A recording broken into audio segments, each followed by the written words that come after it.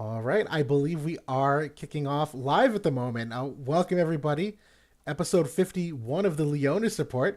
We have a special guest right here, a little impromptu surprise. This is Ram 9 from Howl, our fellow guildmate and a high achiever as of late in a lot of the game content. We figured bring him on and pick his brain on a couple of things, and we'll do a whole Q&A soon just to get to know you better. But guys, happy Monday, good evening. What's going on?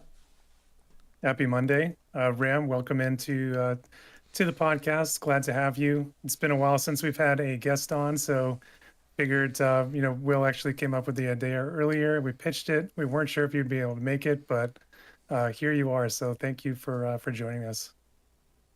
No, I really appreciate it, guys. JB gave me the call earlier, and there's no way I can turn down War of the Visions royalty. The best podcast going. So, no, I really appreciate the shout, guys. Hopefully, I can, provide a little bit of entertainment, bit of insight, and it's just good to catch up with you guys and talk War of Visions. Absolutely. Always good to hang out. It is, and thank you, because it's like 2 a.m. where you are at the moment across the pond Yeah. from us. So really middle of the morning. So thank you, of all people, for your time tonight. But um, yeah, we'll get through the schedule real quickly because there are a couple things we'll cover. But we'll start off soon, just getting to know you. A couple questions. We'll talk about some of the content as of late Sure. and your success with that. But more generally speaking, part of the news releases we got, Earth Veritas, the Volk Vision card, the Veritas of the Water is getting the 140 Awakening. We got a couple limit breaks to gloss over and some equipment upgrades. We have a much anticipated guild raid coming back into the fold. I know we got a couple experts here in that field, so we'll get have some fun just kind of reminiscing and talking about that, and then just go over quickly the Moraga multi quest and the Visior that comes with it and what we know. I don't know, but for now, we'll kick things off with a little Q&A. So guys, just again, Ram9 is a fellow member of Howl. He's had a ton of success in the WDL league that Kayshawn runs. He just came in first place in the limited arena that completed this week. You're a perennial like top 10, top 25 class match participant. You've been a top 10 arena participant with a on the cusp of 140 in your Water Veritas tomorrow or the day after when it ends up dropping. So a lot of good stuff going on, man. Sounds like you've been having fun. Yeah, when you put it like that, I've been kind of riding a wave recently. I appreciate that, Will. To be honest, it just goes. I'm just enjoying the game at the moment. I know sometimes, people can get a little negative and stuff, but I think sometimes we forget, you know, the fundamentals of the game are brilliant. As long as your community or your guild, you can bounce energy off and just enjoy what you do, then everything's just been working out recently. So yeah. Really well said. Well, I mean that's one thing that I try to do in Howl, just to sort of toot my own horn a little bit, but it's all about the community. It's all about having fun. Try not to be negative. Memes are great. Memes are fun. We do that too, but try to keep things light. Try to keep it positive because it's a game, and yeah, it's to have fun, and that's what we're here to do. It's true. It's So true. So speaking of enjoying the game, what got you into War of the Visions originally, Ram? Like what brought you in? so, like many of us, obviously it was that lonely COVID evening, twiddling my thumbs, nothing to do. And I had no previous experience with like any gacha games or anything like that. But I was a big FFBE player. So funnily enough, obviously I play tactics and I love and adore that game. But it was actually FFBE. I played the first kind of 2 years of that game, and for a mobile game, I thought, wow, the story is actually quite compelling, Yeah. and yeah, I like the whole kind of JRPG, kind of crazy, whimsical characters and stuff. So that actually got me in. They started advertising for War of the Visions. When War of the Visions launched, I was a day one player, and yeah, I've been here ever since. I remember back then, Clake and Howells, the old Yeah. FFBE YouTubers, were touting this new game coming from the same development team, and that's how I got into it too. Same exact way. I'm virtually the same. Yeah. I mean, obviously, I was an FFBE player as well, and they this was part of the lore in a sense that it was an extension of it. It's in the name, which I always thought was interesting. That I'm waiting for that significant crossover still. I feel like I feel like it's there, and I'm surprised they haven't made that jump a little bit sooner to try to merge the worlds in a sense and really like transition it. But if I had to guess, they're probably waiting to retire FFBE before that happens. If I had to guess, and maybe that's how they like carry on the legacy. But I don't know. That's conjecture, obviously. Um, I think it's sorry to cut you. I no, think it's just essentially they sort of exist on like sort of like parallel lines. I think FFB is more of like a love letter to some of the old classics that I'm sure we've all played and enjoyed. It's a bit of a collectathon. Um, yep. and War of Visions, I mean, it's got a lot of like single player content, but it really scratches the competitive player itch that I know certainly we all have. So that's why I like the way they both exist in the same universe, but I think they serve slightly different purposes. It's a good take. I totally agree. On the PvP note, do you have any favorite like elements or characters over these years as a player? I know everyone's always curious like what someone's favorite characters are or what they like to play. Anything come to mind for you? Like favorite characters, favorite teams, anything? Yeah. So I think a few people, the small few that know me, I traditionally play like the ice element and then that branched off into the water element. So I kind of like favor those. Fun fact is, I know, back when the game launched, everyone sort of like re-rolled for Medina.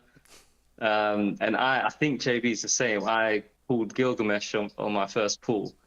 Wow. And again, this is probably, showing my age a little bit, but back when like Dragon Warrior and Dragon Quest, I used to play those on the Game Boy and stuff. And like the Dragon class, I was always compelled by the idea of, okay, these units they take a bit longer to raise, they need slightly more investment, but the payout at the end is, they're stronger units. So at the time, Gilgamesh being the first 100 cost unit, his shards were double the price. I sort of stuck with him, and then I became an ice main, and yeah, just sort of ran from there really. Kitetsu slapped back in those days too, so Yep. Oh, dude, yeah. that helped. So That's amazing. what would you say is your favorite memory of the game these 4 years that we've been playing it in terms of maybe favorite PvP accolade or maybe favorite game mode, etc. Along those lines. I think. Oh, that's a good question. I think some of the standout periods. I think the first year, when people had a lot of, a lot of free time, and those first few kind of class matches when I think as a community we were just figuring things out. People messing around with like Keen Blade and Frederica and stuff. That period I really enjoyed because I think that's what really sparked the growth of kind of like the community, and that's why a lot of us are still here, to be honest. And then also, I mean, I got to admit the official tournament that they put on last year.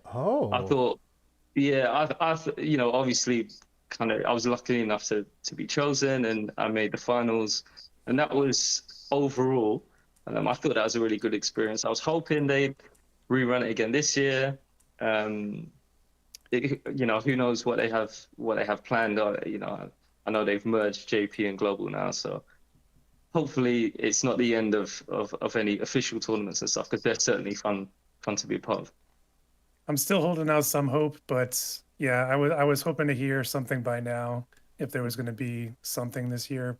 Maybe they'll do Yeah, something smaller scale, but yeah, the clock is ticking, I guess.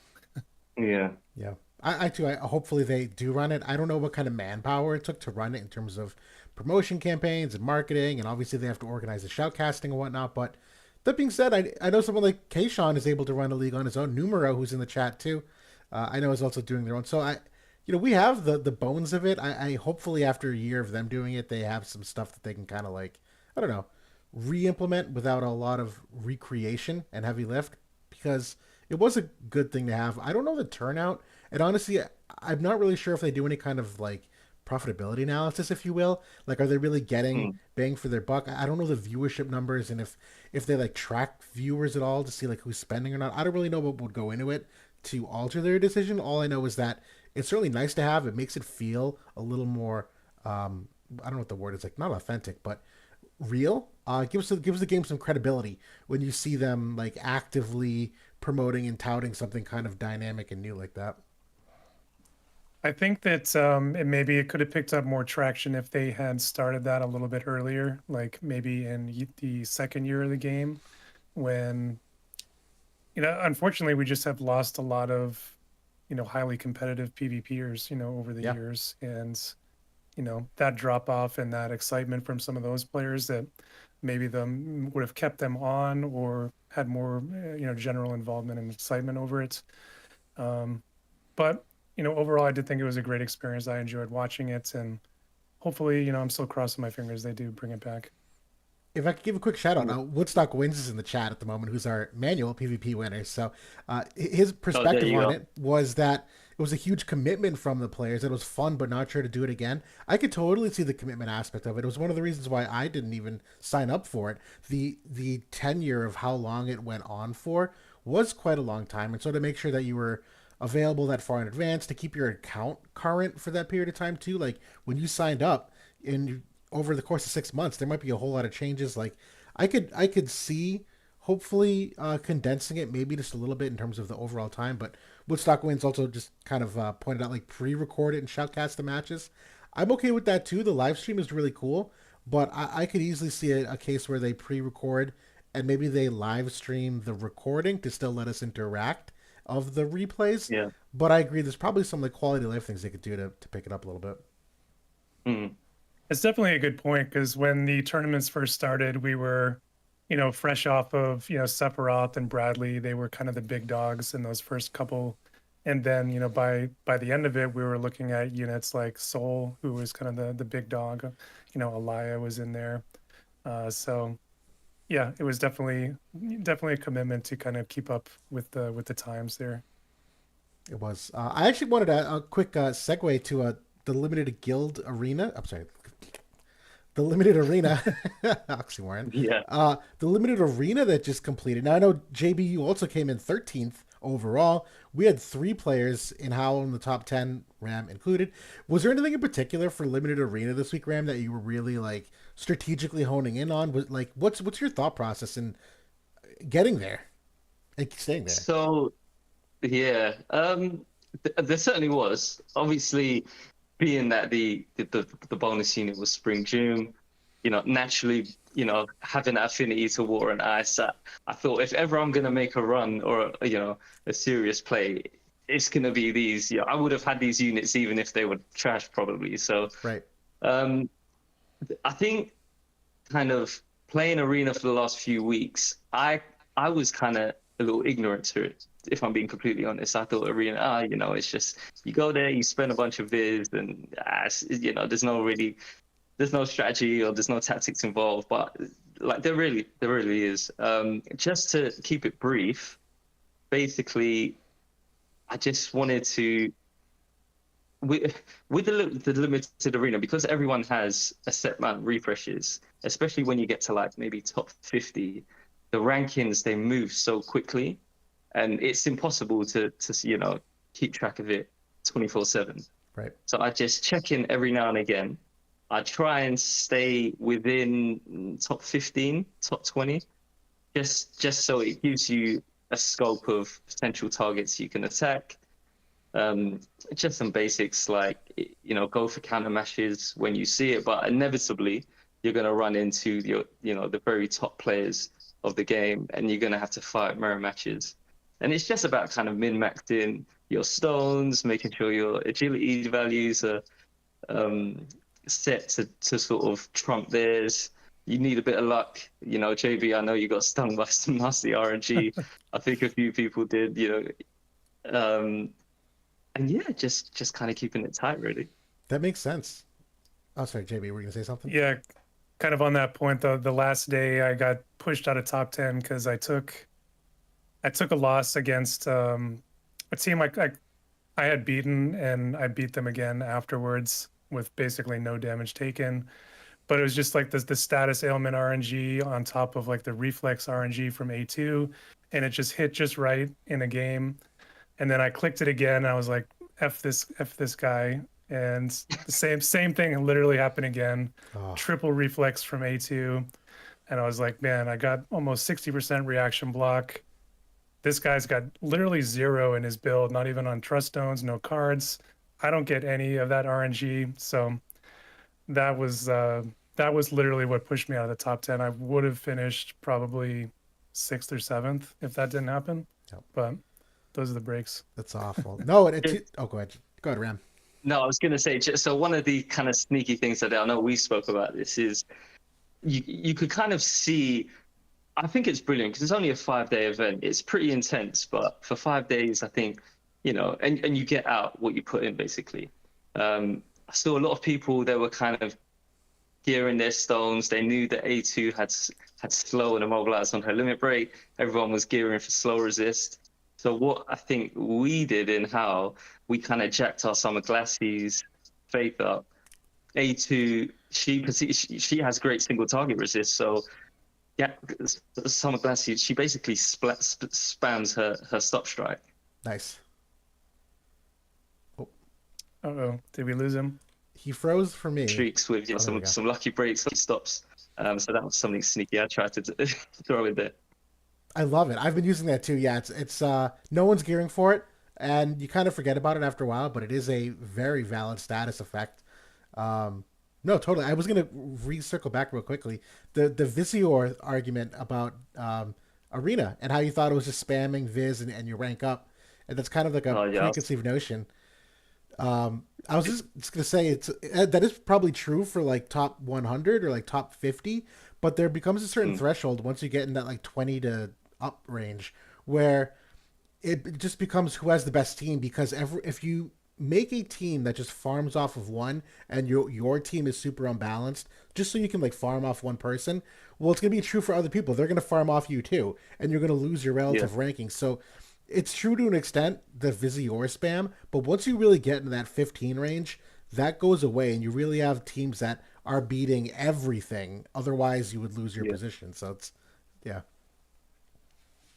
Yeah. Did you notice any of like the time zone advantage? Because that's one thing that I've noticed, and I think that for your particular time zone, I feel like that there is a small advantage in terms of not only like time of day things and when it ends, but also like in some of the multipliers that show up like on reset and things like that. Can you speak to that at all?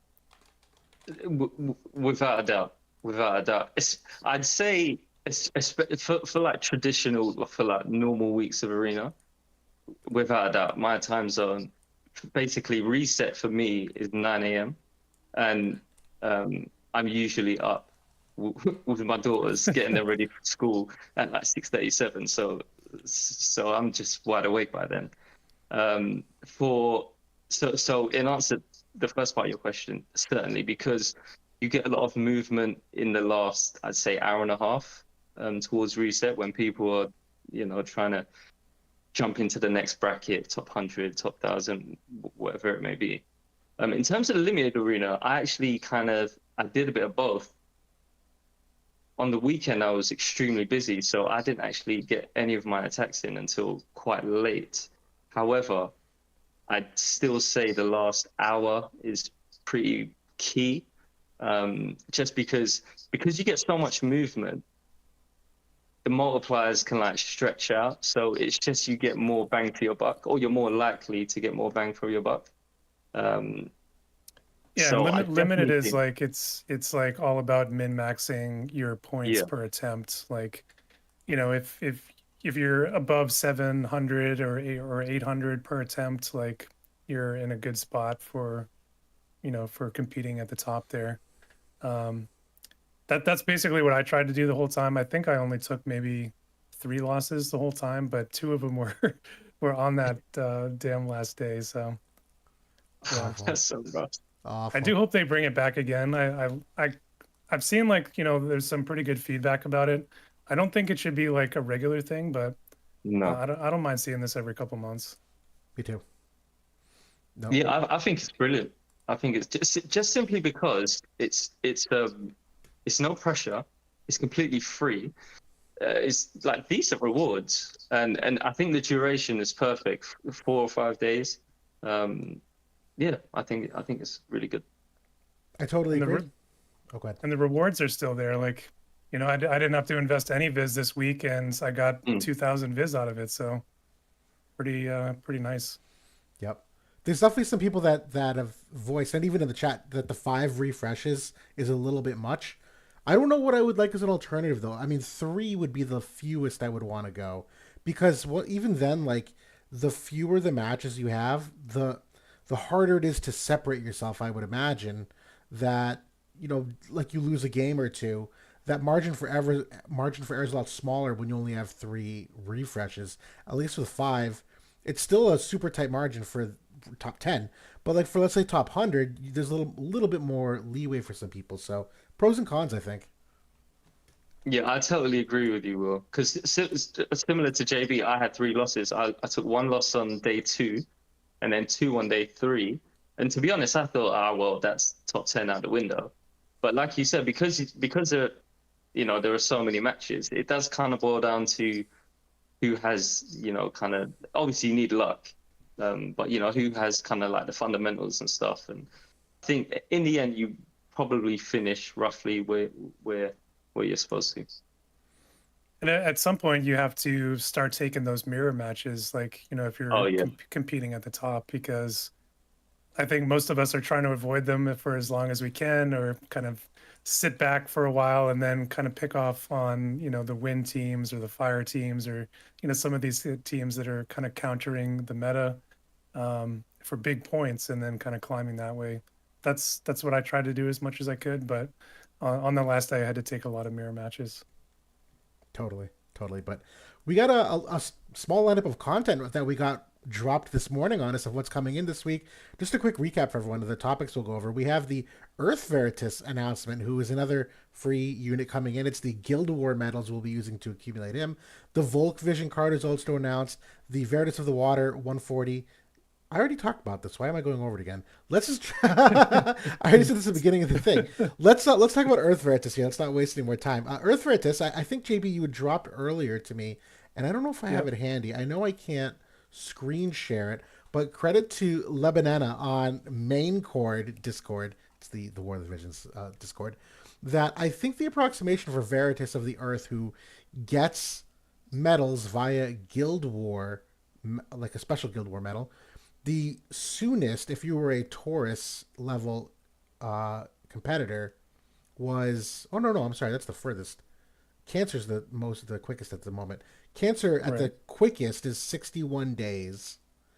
Pisces would be 72 days, and then Taurus would be 87 days. I'll see if we can share this after. That doesn't include any of the barracks accumulation or the Shardless. There's a whole bunch of extra, computations doing that, but you could say roughly 2 to 3 months, I think, is a safe bet for majority of players. I don't know. What do you guys think about the acquisition? And I think that kind of tracks with what we said about Water Veritas when she came out, and it was like, they're really shooting for that like 3-month time frame to cover like the majority of daily active players to get these, and then obviously you can speed that up if you're hyper competitive or if you're taking advantage of barracks and stuff like that. So yeah, I think everybody should have the unit within a week. Even lesser ranked guilds, they should be able to get enough to get the unit itself. You can throw it in the barracks, and then you'll start accumulating medals for to start picking up the shards in the Veritas shop. And someone just pointed out that actually might be longer because it doesn't take into account limited. So maybe just a couple weeks later. But yeah, sorry, what were we going to say, Ram? True. Yeah. No, I just wanted to echo the thing. I think Gumi did a really great job with the units that we've seen so far. I actually quite like the fact that you can't just get them in a day and then, a few hours later they're maxed. And, I like you've got like a bit of a pet project that you can slowly chip away at. You kind of forget about them a little bit and build them over time. And on the face of it, Veritas, he looks he looks very good. So yeah, I'm really looking forward to hopefully get my hands on him. I mean, just the artwork itself is amazing. Like Yes. he's got the Yeah. big, he's got the big demon wall shield that he's carrying that's bigger than him. Yeah. Got the long flowing cape. Like this is top tier artwork here. One of my Yeah, it's favorites, I beautiful. think, of recent memory. It's a goodie. And he was always like one of my favorites from FFBE as well, Earth Veritas. So I remember him being like a primo 4-star tank back in the day. Yeah. So yeah, I mean he's going to be the first unit that has a dual aura. So he protects you against physical and magical 25%. Really, really nice. Especially as something that is, like you said, free, over time, just time gated to get it. The kit is pretty interesting. Obviously, it's not complete at this point. He's not 140. He Right. doesn't have his limit burst.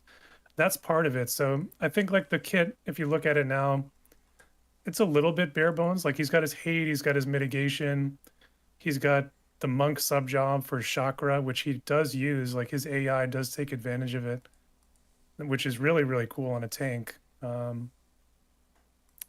other than that, like, he doesn't have a ton going on. So I'm really interested to see what the dream is going to bring in and the limit burst, because that's a big part of it for sure. I'm very intrigued because he's one of the few units I know of that has three. Some units have 3 buffs. A very small handful do, but usually that third buff is something rather inconsequential. He's got 3, and they typically don't have the range to ever utilize all 3 buffs. He's got 3 significantly all like pretty competitive buffs on paper in terms of like what they bring to the table. I mean, it's the hate. You have the AoE res, the heal back. You have another one here that's the honeycomb barrier. It's also the aura activation, and then you have a third one here that's a HP barrier, and it's a CT up and protect and shell. So the caveat here is that his range is very, very short. The 3 squares away here on single target. We have one here that's 2 squares away. I'll be honest, I don't know if I remember the last time I saw a skill that was like AoE to like. This is a very unique shape, so I'm intrigued from like an AI and spacing perspective. I don't think he has any move +1 either, so he's not the kind of unit that's gonna like get baited early. I'm very intrigued, particularly with the chakra aspect that you mentioned, JB. That if he is a unit that's going to be a little further back and very buff heavy and can't attack as often, it makes it a higher propensity to use chakra and these other buffs. I'm very intrigued to see how that plays out. He even has a buff in his sub job as well, his main job sub. That's actually kind of an interesting one. Just gives you all the debuff resistances there. Yes. It's kind of cool. Yes. Absolutely. I don't know what to make this unit yet, quite honestly. I don't know if I've seen enough playtests with him live. I've looked at the stats. It looks good enough, and honestly, I'm pretty happy with a 25% aura. I don't think 40% is the boom or bust. I think 25% is still, for many units, like a very sizable contribution to their survivability. I like this chain res, too, for the strike team in particular. This ability is a decrease of chain resistance, not elemental chain resistance. And so a lot of these multi-hit strike units will be able to accumulate more damage based off of the chain imperil that they have on enemies. So I'm intrigued to see how it plays out. That's the bottom line. I definitely think he looks serviceable. My only worry is, I think you guys touched on it last week. It's just with it's probably the new sort of bar, should we say, in terms of damage dealers and the amount of penetrations and effects they have. I think tanks can probably withstand the power creep more than other units. But it's just by the time people have their Veritas fully built, we would have probably seen, maybe 6, 7 sort of next gen units, and it'd be nice if he gets a bit of time in the limelight before he's disregarded for for the girl next door. Totally. By the way, Earth Veritas is a he. That's Sieghard, isn't it? Yeah. Yeah. Not a she. Orange A. Oh. may have thought she or her, but Seacart is definitely male, and I'm pretty sure he identifies as male. So I don't think we're getting that backward either. Yeah, he definitely. Pretty sure. Yeah, I think Oren might have, maybe not being from FFBE, saw the long blonde hair, maybe assumed it was a female, but no, that is Seagard under there. Go ahead and Google his art if you guys want. He is quite the flamboyant character. It's a cool design though. Definitely. I mean, he's got form because I think he mistook Volke for a she as well. So maybe it's a new Orange A trend. I like it. I like it. Maybe one too many dark and earlies. Well, I don't blame him. Volk's hairstyle was my top 5 worst hairstyle. So if that was an androgynous enough looking hairstyle, I'll give it to him. But yeah, I don't. Volke really won me over in this most recent story that just came out. So I recommend people check that out. So I think it's one of the better ones that has come through for the Ashen Warriors. I looked a little bit. I'm actually. Go ahead. Sorry. Sorry, Will. No. I'm actually halfway through, and I know how much of a popular unit Adelard is, and he makes a guest appearance. So yeah, I agree. It is quite cool. It's really good. I love it. It seems like for just to kind of piggyback on this tangent, I've really loved or mostly loved all the parts with the Ashen Warrior and kind of what's going on there. But it's like whenever it cuts back to like the Warriors of the Crystal and anything going on with them, I'm immediately like taken out of it and like I don't like it as much. So I don't know how you guys feel about that. I'm with you. Yeah. with you. Yeah. It was hard enough to I get like into as it is. Yeah, the Ashen, what do you call it? Alternate universe was really the big draw. The good guys on the other side weren't really enough. I don't know. But I mean, Shadowlinks is fine and Dario is fine, but it's like the Warriors of the Crystals themselves. It's just they're just a little bit too tropey for me, too formulaic, and it takes me out of it. I think the cast is too big. Like, True. there's so many lines, so many units. I still think Velis is brilliant. I absolutely love his voice actor. That's a goodie. But yeah, I know what you mean. That's a goodie. But we will transition. Actually, you know what? Because we're on the topic of Veritas units, let's actually segue real quickly to the Water Veritas 140 upgrade that we're getting, and that should be live in 2 days, and you guys will be able to finally take advantage of it. The 140 upgrade is a 15 AoE res. It's a decreased activation time permanently of 200%, and it's a modification of one of her abilities where I believe that the big and only change is that it's going from a cast time ability to an insta-cast. I don't think there's anything else that a 30% hit chance is being added. I don't think there's anything else though, but I know very quickly on the cast time thing, one of her big passives is the decreased skill time by 350. I do think this is one that you might have on a majority of the time. It probably would have been a must prior to the 140, but I know this with a Trust Stone passive of 200 got her, off the top of my head, these cast times to 2 ticks, and I think this one allows you to get to 1 tick when you add this in. That the combination of all 3 of them make it a tick faster. So from that perspective, I give it a thumbs up. I haven't looked at this unit a ton though. Ram, do you anticipate using this unit at all? Have you used them at all, incomplete as they are? Yes. So do you know I've actually used her all week in this arena, and in the we've got the ×5 free match. So I've actually used her all week to middling success. She is, the thing is, JB and I spoke about this as well.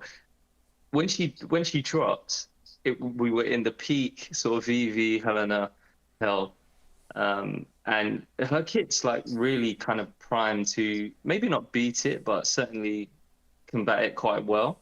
We know how quickly things change. All of a sudden, Spring June pops out of nowhere, and she single-handedly just buried the mages for now. So it seems like Water Veritas she's kind of walking into a meta she's not really built to deal with.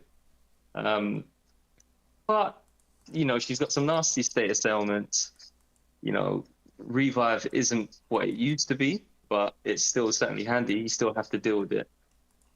So I think she's got some cool builds, and she's in the devout group, which is a great class. They've got some good cards and some good crossover with some strong classes. So I think she's a solid like A rank unit in my book. I think we agreed on the same, JB. I know we had the same feelings on the pertinence, given that we're phased out of the Magic meta. One of my concerns, to your point, is the re-raise. There isn't any kind of like re-raise seal in here anywhere, so unless you have that element in your team, this is becoming increasingly easier to get rid of. But still, certainly nice to have. But I know even the main buff here, which is the element res and the defense and spirit, I know there's a fair amount of like dispel that's prevalent around at the moment too. I know Joom has it on a select two. I think Holdoa has it on her limit break if I recall too. There's obviously others. I know. I mean, it's a bad example, but Volk technically can have it on hit. Warrior Lucio has it. So like this buff also means a little bit less to me in terms of impact, because there is a fair amount of dispel that without those two, if you don't get that utility of those two teammate supports, there really isn't a lot here else that I think is relevant, because to your point, we're not in that Magic meta anymore. But hopefully for the long run, she still can get used down the line. I don't know.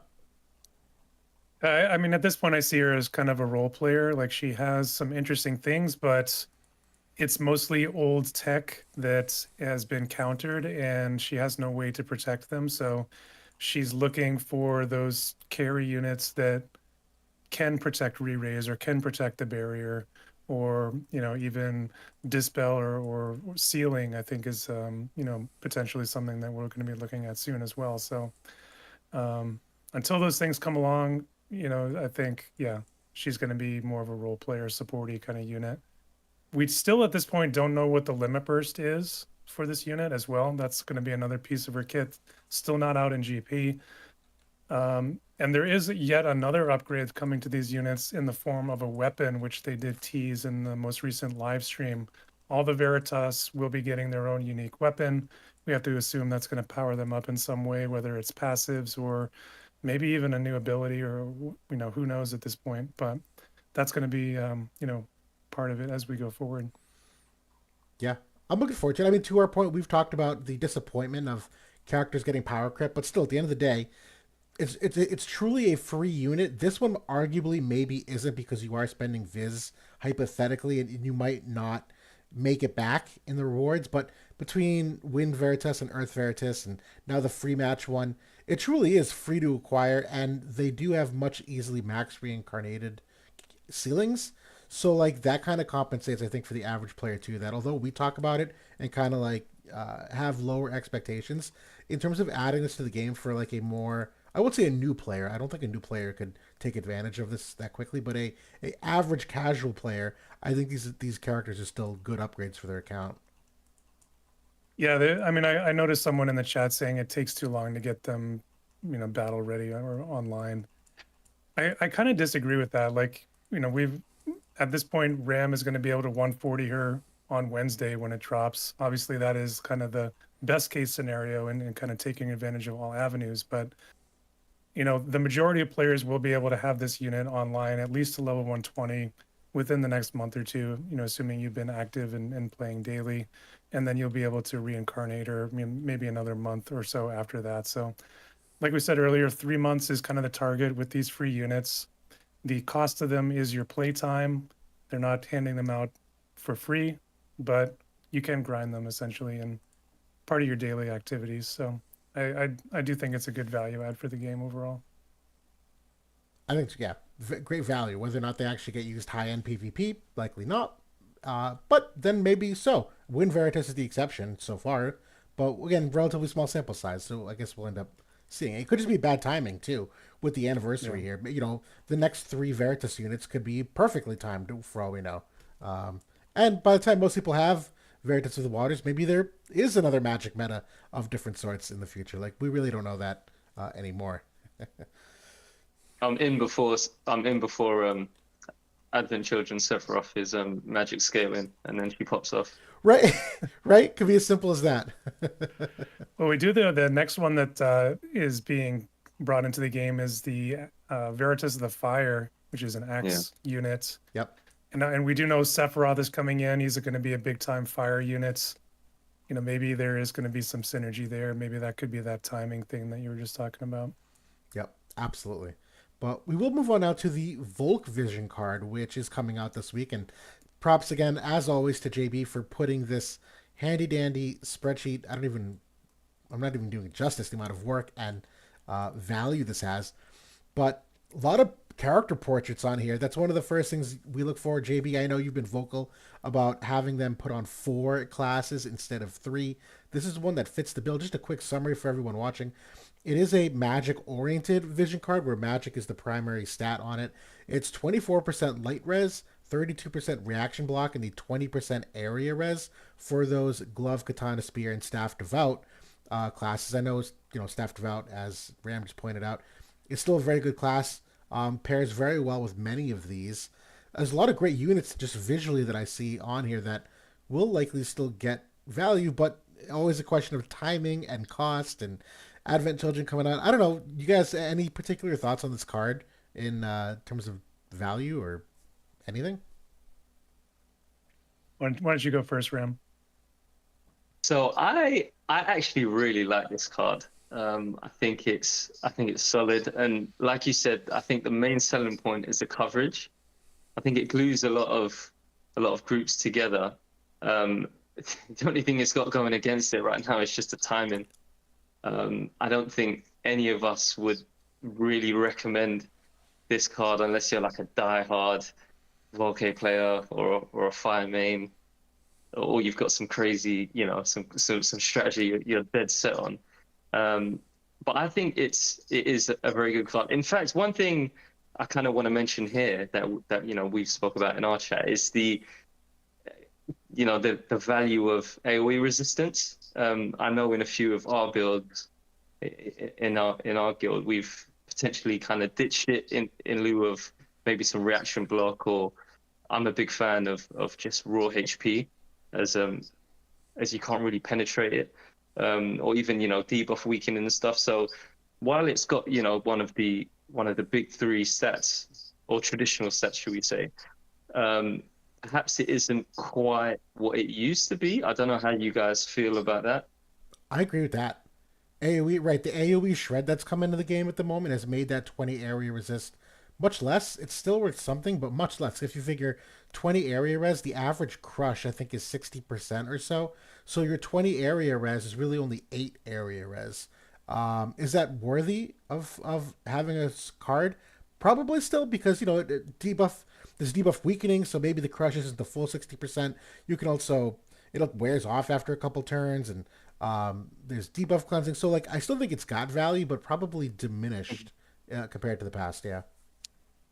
Not to mention that Cloud from the new collaboration has a great sword that has debuted a new mechanic of area resist penetration. It's finally 20%. Here. Yeah, so they did it. I mean, these imperils or crushes are essentially penetration, right, on a debuff. So what I'm not quite sure is if that stacks on top of it, so he can essentially penetrate 80%. I'm going to assume that's probably how that works. Well, really, I thought it'd be the opposite. I thought the crush and the. I've always been under the impression that the. Oh shit, that's a good question. I mean, this is based on nothing, but my gut take is probably with you, Will. I would have thought that he would penetrate whatever the original value was, as opposed to on top of the crush. But that's based on nothing. In fact, that's more hopium. I think it applies the crush value first, and then the penetration goes off of the crushed value. Because I'm pretty sure that's how it happens currently. You reduce a value. Let's say someone has 40 AoE res. You crush it, and then you penetrate what's left. I don't think you penetrate the original value. You penetrate the remaining value, after the crush has Okay. been applied. I think. I mean, we can test that. We have. Yeah, we would need to test it like with ketones or like one of the damage typed ones that we can stack a weapon with penetration But like and see what happens. defense works like that. Like think of like defense pen and defense breaks. Like if you ever defense, oh, there wasn't ever really a crush though for defense breaks. Good call. All right, we'll test that. We'll test. It's worth doing. That's I what we're mean, here for. there's a defense crush now with Fang, but we Correct. haven't had them in the past. Right. These are kind of new style imperils. Yeah. It's But worth checking. anyway, I agree with the overall point that area resist is devalued. Unit resist is going the same way with with Mont, and I'm assuming we'll see some other characters coming in as well. But I still like to have it overall. Reaction block's still great to have. The light resistance is very unique. That's the first time we've seen that on a non-dark vision card for the most part. And it's kind of giving a unique niche to the Katana group, I think, because they also have the dark resist vision card as well. The Devout group has the same thing for Staff B. So I like that angle for those two weapon groups, how they can kind of maybe play against those two light and dark elements a little bit better than some other job groups. I personally, if I'm a spear player, I don't know if I necessarily need this card because we have Eld's card, but we have a bunch of area resist cards already for the group. Pretty much all of these groups have multiple area resist cards at this point. Mm. So mostly I'd be interested in this, I think, for that light resist, which does, I think, make it a pretty niche card for me Yep. at the end of the day. Oh, I don't know. I was gonna argue the opposite. Actually, I thought the light res made it a non niche card because light and dark, and maybe this is a thing of the past because dark has not been good in quite some time. But like dark and light have always had their major swings in terms of like overall meta prevalence. That I actually had passed initially on the Great Swords VC that has the dark res, and I've been regretting it because now all of a sudden like we needed it for VV maybe and well, you didn't really need it, but you could see its application. But now with like Cloud coming in as another light unit, Helen is still a very strong unit, even though the game has changed. I feel like having that light res on command for 4 different classes, and it's not just light res. Obviously, you have to factor in the area res and the reaction block, which we do see everywhere now in terms of impact. And like, it's not just the light res, but the three together. I actually thought the light res is kind of valuable. That's a 24% because it's a main slot candidate. The other one, the other greatsword one with the dark res, I don't think it has one of these primary stats on it. I think it's a typical sub slot VC if I'm remembering correctly. So less value, but I don't know. So I like this better than the dark resist card because that other one is slash res pen and it's not necessarily valuable for all teams that can Right. use it. In this case, I'm not saying that I don't like the effects. I absolutely like it, especially in light of Cloud coming in. It's more the fact that we're so very far from mono element at this point in the competitive ladder of the game that at that point I'm just building against Cloud, and that's why I consider it niche. And he is very powerful, and maybe you want to do that, but I don't know if it's worth me investing like 25K just for some anti-cloud tech that, there's alternatives there that you could use, look to TMRs, you could look to other types of cards, maybe buffs, etc. So I don't know. I like it, but I'm going to hope to maybe pull it off banner. Yep. Yeah, And me too. is it permanent pool or is it only when the Crystal Warrior banners run? Do you know? No, Should it's be permanent. permanent. Yeah. Oh, okay. So you can wait on it. That's the big thing. Because I agree, it's just a question of cost. You know what I mean? Is it worth the Yeah. value? And I would agree with you guys. Probably not worth the cost given what's upcoming. But if it's permanent pool, makes it a much easier skip. I think that's the key point too, is that if this were just a normal week and we didn't know that Mont is coming, Dark Titan is coming, that the whole Final Fantasy VII collab is coming, I probably would have pulled for this card. But the fact that we have that month and we know that that stuff is on the way, the Final Fantasy VII cards are, in my opinion, better than this. Way better. Busted. Like, yeah, the Tifa card, the Cloud card are both incredible. So I can wait on this one, I think. I agree. I agree. We'll kind of move things along here. Just a couple upgrades that we wanted to mention. I know we tend to overanalyze the heck out of these sometimes, JB, on characters that don't deserve it. I know one of them is the Luel limit break upgrade. This actually was a good character at the peak of the Elia meta, but that was a very small window of time. Hers is getting a 15% all attack imperil, so magic attack, slash attack, etc. It's also getting a general barrier of 50% for 3 times. It's a pretty nice range extension, to be honest. It's going from like 4 squares away. I think it's 6 squares away. It actually exceeds anything on her main job. So this is kind of like an AI change as well.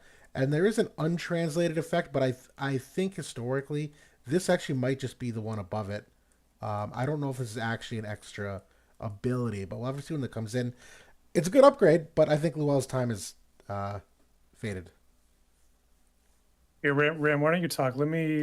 I think it's actually a significant effect. Let me look back on my notes on that one. Of course it would be. Yeah, what do you think, Ramway? Yeah, so I'm not sure on what the effect is, so we'll wait for JB. But in the meantime, I think so. You've certainly used Luel a lot more than I have. Yep. What I like about it kind of it just suits her role because she was always a unit you'd either use her to kind of stonewall lightning units, or she kind of does a bit of chip damage, kind of bolsters your team's defenses with her with her I forgot law of something buff. Yeah. This buff's amazing. This diamond, Yeah. because it's an Oh, it's it, brilliant. it's insta cast. It's not one of the ones that has a cast time on it, so it's far more reliable. Yeah. So where I like the limit break is that she basically, even if she gets it off first, she can basically tee up someone to just do, that little bit more damage with the all resistance imperil. And she gets a bit more bulk, and I'm hopefully JB comes in with the I got added it. effect. Ooh, what is it? So this is what I knew that there was a character coming in that gets the dispel seal, and she is the Oh one wow. who's getting it.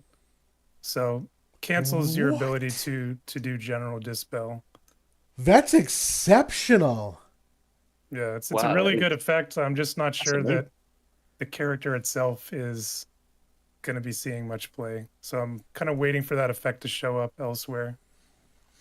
I would agree. And just to, Mm. just to recap, why Luel is one of the units who can very easily get you to nullify lightning res. The Ochu Esper, now Dark Titan technically could, or Dark Gold, no, Dark Titan that's coming in, but she can easily get to not only nullify, but this buff can actually get it to above 100% when it's activated in battle. So that even the Elia Imperil back in the day, even post Imperil, Luel would be at like 95% lightning res. And so that was her niche, but because we're going away from mono lightning, her niche is kind of gone because she'll still get blown up by everything else. So wishful thinking, but we will go to the next unit because obviously these not all these units are worth the time to discuss. But Sakura is getting a limit break upgrade. Hers is getting a dispel of shell to that nice large diamond. On the limit break, it's a modifier increase. This is mistranslated. This is really just a reduction in the enemy buff efficiency, so it'll have the effectiveness of the buff that they apply to themselves. And it's a 30% magical barrier, which I think was technically one of her overall. No, okay, she was fine against it. Not amazing, but this one breaks fine. I don't expect anything from Sakura though. So this one, it's for the turns, it's just the flat reduction, not a barrier effect. So it can't be like broken by a barrier break. Oh, Same net effect though. This is a 30% magic reduction. that's good note. Thank you for that. Did it get a range increase also, or no? I don't I don't think it think did. so. Still 6. Yep. Yeah. Yep. Yeah, it's fine. I agree. I mean, Sakurai, she's a fan favorite unit, but I mean it's decent, but she's at that stage where she just needed something incredible, and this is good, but it's not great.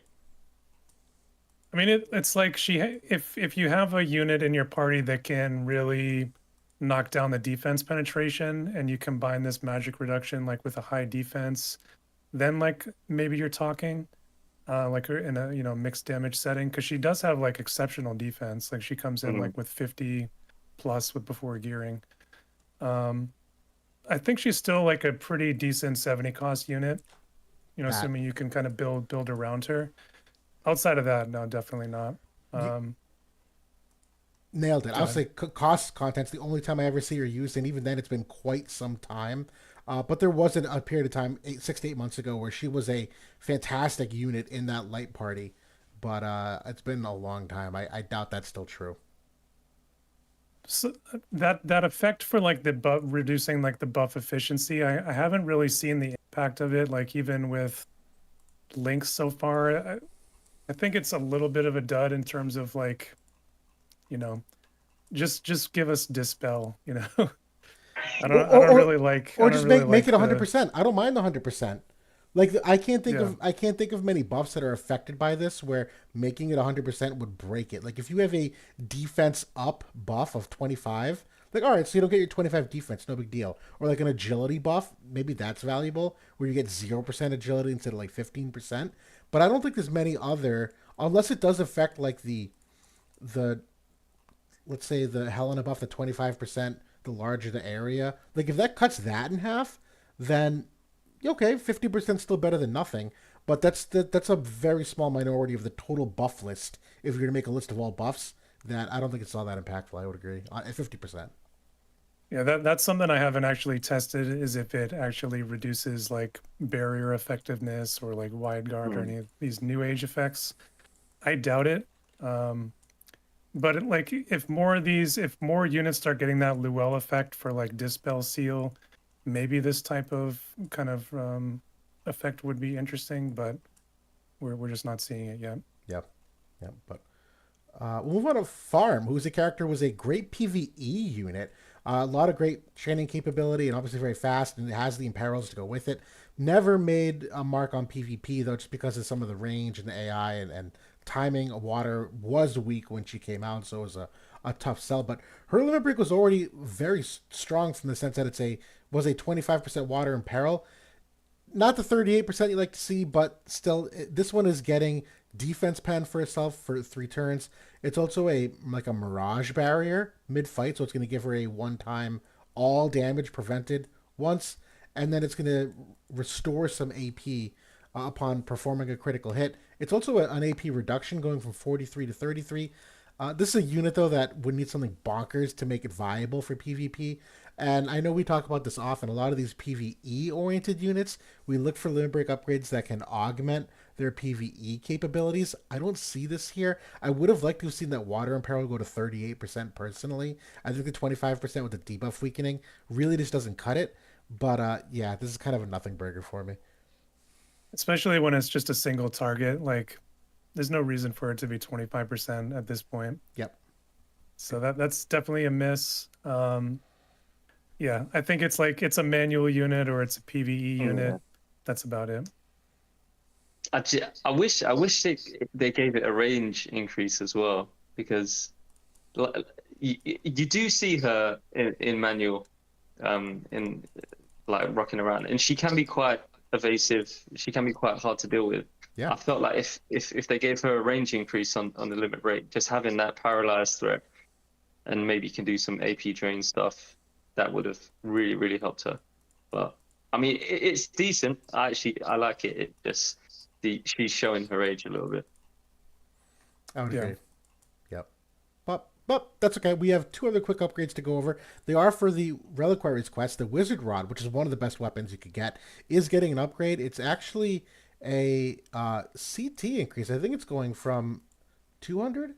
Yeah, CT is going from 200 restored to 300 restored, and you're getting a free reaction block rate 30 in addition to some of the stat upgrades. This is excellent considering this is still like a best in slot weapon. The fact that you're getting the extra CT and the reaction block for free, excellent. Yeah. Big It's magic incredible. bump there too. 43 magic. Awesome weapon. What were we gonna say, Ram? It's about all you can say. Yeah, no. Yeah. Yeah, no, I was just gonna echo what you both said. This is incredible. I think the whole Reliquaries, like quests in general, is one thing Gumi's absolutely knocked out of the park. I agree. It's a lot of fun to play. It's rewarding. The actual equipment feels impactful. Out of the 8 or 10 weapons, I think there's only been like 2 where we're like, Yeah. really not worth the time. But other than that, everything's amazing. The claws in the gun. The claws in the gun, I would agree. Yeah. Even the claws aren't horrible. I've at least seen the claws Yeah. used. The claws get used. The gun's never getting used. But the other one here is the book, the Necronomicon. I'm glad I said that right. So this one's getting 2 small increases too. One of them, the damage percent, is going from 10% to 15%. So it is a 5% damage increase overall, in addition to the 38 magic stat here increase. But it's also getting the debuff weakening of 10. I love that, just for free on a unit. I don't think there's anything else here changing, but this is also another great upgrade. This is a best in slot book weapon for everyone, I think, too. Yeah, the- I think Go ahead. I was just gonna say, I think this this is just head and shoulders above all of the other standard books in the game. Yep. Apart from a select few, maybe Halloween, not Halloween. Wait, it is Yeah, Halloween, Lucy. it is. Yeah. Yeah. It was already best in slot, and I love the sign. It's great. I agree. It's just too bad there's only like 3 units who can equip it. I'm kidding. I am waiting for like that next gen book unit, because that debuff weakening is an interesting angle, because the book class has access to 2 different VCs with debuff weakening. They're on the Glassy card, they're on the El Sorel card. So it seems like that they're maybe positioning that as a little bit of a hallmark for this class, and maybe something that we'll see on the next unit that comes in for it. Yeah, I'm excited for it. I mean, Book has some great vision All right. cards, so excited to see that come in. But yeah, that's it for really like all the updates that are coming in. The very last 2 things, and I know we're what are we at here? Hour and 2 minutes. We're doing okay for time. Ram, obviously, let us know if you need to cut. I know late for you, and you got other stuff going on. I'll hang for a bit. I'll tough it out. I'll Yeah. hang for a bit. But the last 2 things to cover, we'll go over the Moraga multi-quest first to kind of leave Guild Raid for last. So next week, the Moraga multi-quest. Right now, we've been doing the Realm Scourge. They are doing the 2nd phase of it. The 3rd phase of it is eventually the Ashen King Mont. That'll be here in, I would imagine, 2 weeks or so. This is one of those ones where you get a party of 4, find some friends and coordinate. There are, at least for the Realm Scourge, I know there's like 3 to 5 pretty easy team iterations that can beat it. I don't recall if Moraga is getting altered at all. I think the Realm Scourge one, they might have made some small tweaks, but this is obviously a real big payout from Visior for what they're giving us. That do appreciate the reruns of this. It might be difficult for most to coordinate, because not only do you need the proper build in the unit and the coordination, but you need the 4 people to pull it off. So unless you're in a Discord really coordinating that, this is a tough piece of content. But the rewards are worth it. I was actually helping out some people today with the Realm Scourge. I was putting up rooms with my my Livial with her poison builds, Yep, and just going in and poisoning the boss and getting easy wins. nice. So that's a Nice. strat if people haven't done the Realm Scourge, level 140 Livial with the Dark Odin Esper with the 25 poison chance, with her EX passive that gives another 20%, and then just use her bio ability, and it'll take like 90k per tick. So It's awesome. Nice. But yeah, the last thing here is the Final Fantasy 13 Guild Raid that's coming in. And so we didn't really have anything prepped in terms of like details or information, but it's been quite some time since a Guild Raid has gone on. It's one of the best PvE modes because it's fully on yourself. The only thing you're competing with is your scores, theoretically. So it's not like a huge investment of time unless you're got some personal satisfaction in it, or else unless your guild is really hyper competitive too. Cayenne, I know we're looking at you. But I know you guys like this content. I like this content. I'm eager to play it with the Trust Stone quality of life they implemented. I think that's gonna help me a lot. But yeah, you guys have any, Ram? You want to kick it off if you have any thoughts on Guild Raid or what you think about it? Yeah, I personally I love and appreciate these events because I I know JB, he's a bit of a lab monster and likes to min max and score chase. And I think you've got a few first titles in your set as well. So I personally kind of used these events as just a bit of time to kind of take my foot off the gas a little bit. I still get my attacks in, I manually do them and stuff. But I appreciate them just because it allows those players that really like to get in the lab and squeeze every bit of juice out of the lemon, So yeah, it's been a while since we've had the last one. It feels like it anyway. It has. Yeah, I mean, it was like last fall, I want to say, that we had it. So Sounds about right. yeah, it's been a good like 6 or 7 months. So yeah, I'm obviously, a big proponent of guild raids. I've done a lot of videos, cheat sheets on them. I actually did go through and update my sheets today, so I will be putting a link up to that on my YouTube, so you guys can check that out if you're looking forward to those. But yeah, we got the usual kind of different elemental bosses coming in. Work up your chains. I think people know the drill by now. Yeah. So yeah, looking forward to getting in there and doing some runs. No, same. I know that I appreciate this content because I've constantly said this for War of the Visions content in general. I like things that allow me to use a variety of characters. Where so much of our PvP time is just like meta chasing, and even the limited Guild War stuff, the cost restrictions don't always allow you to use the MR units that you really want. It just doesn't end up working out that way. And so content like this, where you can use really weird niche units, where you make a win team and it's like Lucia, Howlet, Tifa. It's like, dude, who are these units that you're like pulling out of the vault to min max stuff? But it's true. And even like Fire, I know like the Winter Mashri was a great candidate for a while. Roy Mustang actually is like good for a while in Guild Raid. Like, so I really appreciate this content because it allows you to use those characters in other ways you literally just can't use. So I don't max my scores, but I try to get relatively as high as I can personally using some units I don't get to play with typically. Like I just get value out of that. Yeah, so on that note, the last time we did this, I think it was like right before Final Fantasy IX came out, maybe within a couple of weeks of that. But I got the high score on the Lightning boss, Ramu, and my team was featuring Eileen, was featuring Murmur, and was featuring Summer Lilith. Like, what the fuck? How? So, How?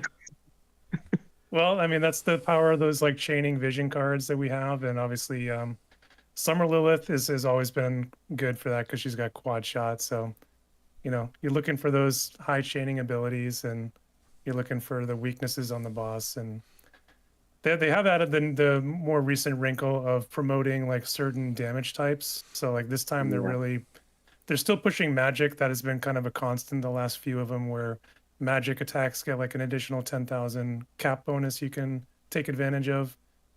This time Pierce is going to have an extra 8,000, so that's going to be one of the sort of featured damage types. Wait a minute, I might be intrigued now. I got a couple of reincarnated Pierce units that might have the edge.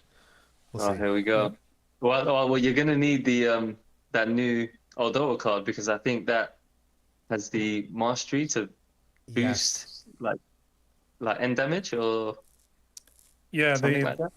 It gives you, I think it's the hollow effect gets you 500 damage cap on magic attacks. That's it, yeah. So okay. Good stuff. But yeah, that's really all we wanted to cover for tonight. I know it's like a relatively light content week, all things considered.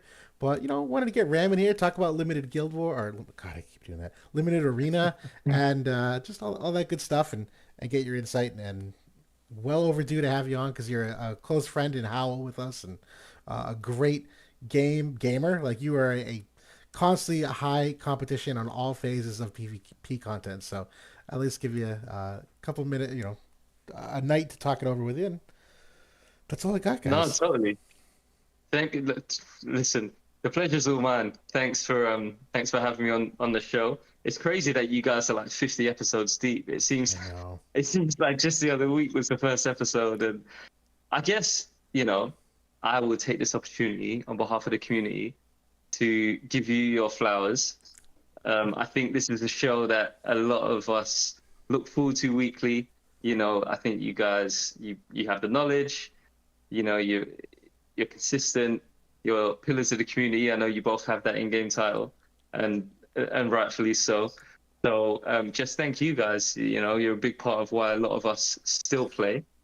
And just, you know, here's to the next 50. Maybe I can join you for one in the future. And yeah, it's been a pleasure, guys. Thank you for having me. It's been a pleasure for us as well. So thank you for coming on and onto a live show, no doubt. I think that's it went so well last week with episode 50 that Will and I were talking. We're just going to do it live from now on. I think that we have enough episodes under our belt at this point that we feel comfortable kind of just, you know, winging it and kind of going with the flow. So let's just hang out with all of you guys, and yeah, we'll definitely have you on in the future. So thank you once again. Yeah, most definitely. Thank you. Yeah, it's funny. I meant to kick that off that we're having a live stream out of the blue, because it's not out of the blue. Yeah, to your point, we actually, everyone listening, we are going to try to do this weekly now live instead of pre-recorded. We originally did pre-recorded because we were, A, not sure of how the flow of the show was going to work out in terms of what we wanted to do. B, we weren't sure if like how much we needed to cut out and trim for time. So we're like, yeah, we can edit it on our own time, this and that, but the editing is a beast. And now we've gotten, you know, comfortable enough doing this that, yeah, guys, you should expect this roughly 9 p.m. Eastern every week, live stream. It'll be up to watch after, but I think it should be good going forward. So thank you for being here tonight, everyone watching. It's been great comments, and yeah. We just missed out on the dope intro. I know. Oh, the That's intro. the only thing missing. Shit. That intro is legendary. I was gonna say, can I make a small Do it. request? So I guess it's not even feedback. My favorite part of the show is actually like during the intro. I think you guys are right to just go straight into it live. You've kind of got your cadence. Will, you're a great host. JB always comes with the knowledge and stuff. But I like, my favorite part of the show is that maybe a few minutes you spend just talking about kind of what you're playing, what you're doing. So a request from me is just give a few more minutes to, you know, like, you know, what games you're playing, what movies you're watching, what shows you see. Just, I don't know. For me, it's just, you know, we feel like a, you know, a tight-knit community or a bit of a family. So that's just something that I always look forward to hearing. You know, let's talk about the whole Final Fantasy universe. You know, there's content for years. Give it the personal touch. All right. I love it. We will definitely do that. Yeah, we've always been so hyper efficient trying to only be on topic that like sometimes we lose sight of just like chilling and talking. I like it. Yeah. We will definitely do that. I think obviously if you're gonna do it live, you save a load of time on the back end. You know, you don't have to edit as much. You can spare a couple of minutes. I like it. Definitely. Good. Well, on that note, we will cut things short. 10:30 Eastern. 5 in the morning. I'm kidding. Wherever it's not. It's I don't even want to think about it. but everyone that's in chat, appreciate you being here tonight.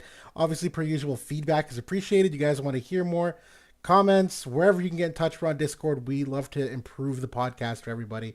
So appreciate you all being here, all your time, all the kind words and positive reinforcement. And until next time, we'll see y'all soon.